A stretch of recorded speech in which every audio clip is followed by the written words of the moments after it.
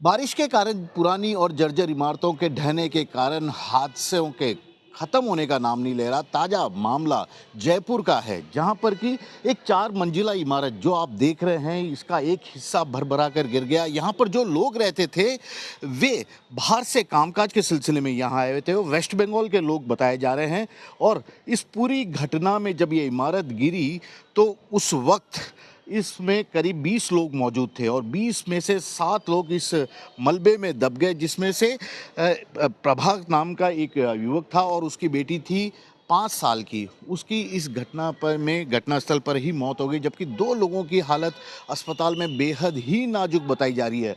जयपुर का ये पूरा इलाका आप देखिएगा कितना ये पुराना शहर का इलाका है, सुभाष चौक का इलाका काफ़ी पुराना। यहाँ पर पुरानी इमारतें, हवेली, तमाम चीज़ें मौजूद है। और पहले भी प्रशासन को इस बात की सूचना दे दी थी। प्रशासन ने एक तरह से अभियान भी चलाया था कि जितनी भी जर्जर इमारतें हैं उनकी पहचान की जाए और उन्हें उनसे लोगों को सुरक्षित बाहर निकाला जाए, उन इमारतों को भी तोड़ा जाए। लेकिन शायद कहीं न कहीं इसमें अधिकारियों से भी चूक हो गई कि वे इस पुरानी इमारतों के बारे में सही ढंग से आकलन नहीं कर पाए और ये एक बड़ा हादसा हो गया। और इस हादसे में 2 लोगों को अपनी जान गंवानी पड़ी। लोगों की माने तो पिछले 3-4 दिन से जिस तरह से यहाँ बारिश हो रही थी, चूने की ये पूरी दीवार थी। देखिए, सालों पुरानी ये इमारत है, चूने की बनी हुई है और किस कदर से भरभरा कर गिरी होगी और उसके बाद का अंदाज़ा क्या होगा। क्योंकि अब यहाँ जो चीज़ें हैं वे बता रही हैं कि किस तरह से यहाँ पर लोग रहते थे। लेकिन आधी अल सुबह जिस तरह से ये घटना हुई है उसने 2 लोगों की जान तो ले ली, लेकिन अभी भी शायद प्रशासन सबक लेने को तैयार नहीं है। क्योंकि अधिकारी आते हैं, जांच कर लेते हैं, लेकिन पुरानी और जर्जर इमारतों की जहां तक पहचान करके वहां से लोगों को सुरक्षित बाहर निकालने की बात है, ये काफ़ी मुश्किल होता है। जयपुर के ये इलाके के देखिए ये किस तरह के मकान होते हैं। एक पुराना हवेली टाइप की ये बड़ी बिल्डिंग होती है जिसमें कई सारे छोटे छोटे कमरे होते हैं जिन्हें ये लोग किराए पे देते हैं और यहीं पर लोग आकर रहने भी लग जाते हैं। सालों से ये लोग रहते हैं, लेकिन इन जर्जर इमारतों को ठीक कराने की बात जब सामने आती है तो न तो इसका मकान मालिक खास ध्यान दे पाता है, न ही प्रशासन इस दिशा में कोई बड़ा काम कर पाता है। ये तेज बारिश जिस तरह से जयपुर में पिछले कुछ दिनों से आ रही है, उसके बाद ये 4 मंजिला इमारत पूरी तरह भरभरा कर गिर गई और इसमें 2 लोगों की मौत हो गई है, जबकि कुछ और लोग हैं जो बुरी तरह से घायल हुए हैं। ये हादसा कैसे हुआ, क्या हुआ, मैं आपको बातचीत कराने की कोशिश करता हूँ। ये खुद भी इस घटना में घायल हुए हैं।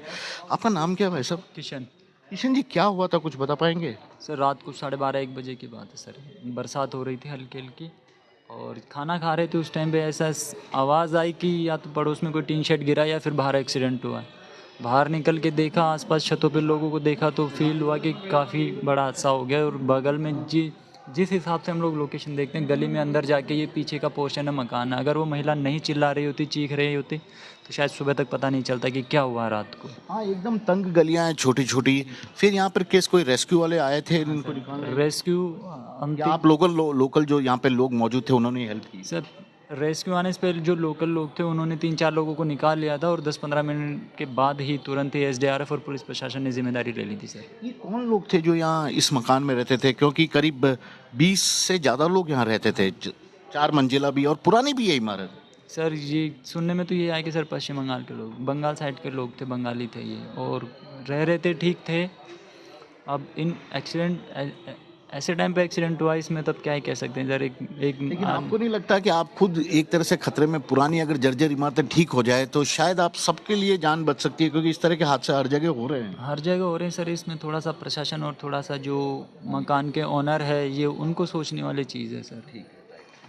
तो ये है, ये खुद भी मौजूद थे घटना के बारे में। भाऊ जी, आप थे क्या उस वक्त रात को? पास में रहते, सेवा चौक रहते हैं। लेकिन ये इतनी पुरानी इमारतें ठीक भी कभी होती है, नहीं होती है? ठीक तो होती है, लेकिन क्या करें, बारिश क्या किसी की नहीं चली है, कब को या कुछ पता नहीं है।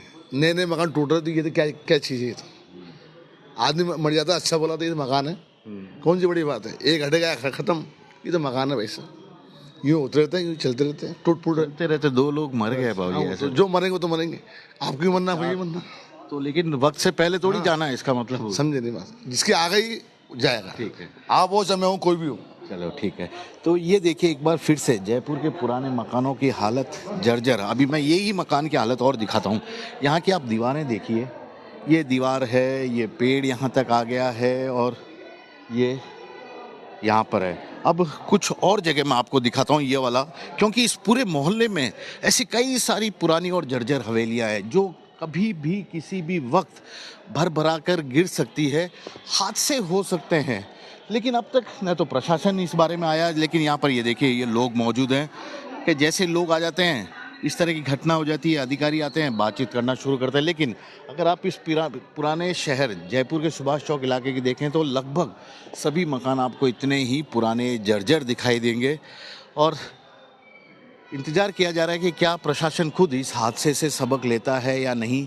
और जो मकान के मालिक हैं वे केवल किराया वसूल करने तक ही सीमित रहते हैं, उन्हें इस जर्जर मकानों के सुध लेने का शायद बहुत कम ख्याल भी आता। जयपुर के सुभाष चौक में जो हादसा हुआ है 4 मंजिला इमारत गिरने से, उसके बाधित लोग यहाँ खड़े हैं, इनकी आंखों से आंसू थमने का नाम नहीं ले रहे, क्योंकि परिवार में ये पूरा हादसा हुआ है और सबसे बड़ी परेशानी है कि अब ये कहाँ जाके रहेंगे।